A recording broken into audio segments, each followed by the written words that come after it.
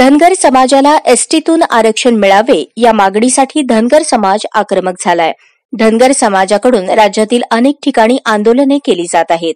या आंदोलनात धनगर समाजाच्या नेत्यांसह नागरिक मोठ्या संख्येने सहभागी झाले आहेत। नाशिक, बीड, बारामती, कोल्हापूर, पंढरपूर आणि आता सोलापूर या ठिकाणी धनगर समाजाने रास्ता रोको आंदोलन सुरू केले। यावेळी सरकार विरोधात जोरदार घोषणाबाजी करण्यात येत आहे।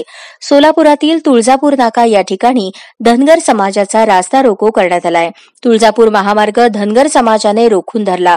हजारो धनगर समाज बांधव रस्त्यावर उतरले। या धनगर बांधवांना सोलापूरच्या पोलिसांनी ताब्यात घेतले आहे।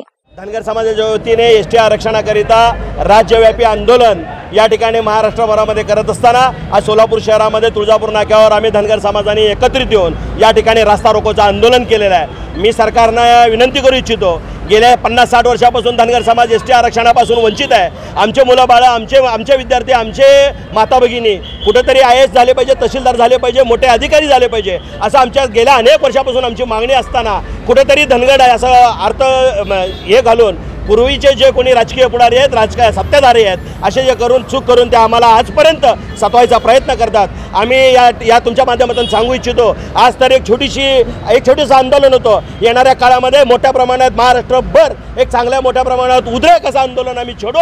आमचं आरक्षण आम्हाला दिलं पाहिजे, अन्यथा आम्ही गप्प बसणार नाही। आरक्षण आमच्या हक्काचं नाही, कुणाच्या बापाचं। आम्ही मिळवल्याशिवाय राहणार नाही, या तुमच्या माध्यमातून सांगू इच्छितो। जय हिंद, जय मल्हार। पुण्यश्लोक राजमाता अहिल्यादेवी की जय। जय कोट, जय कोट।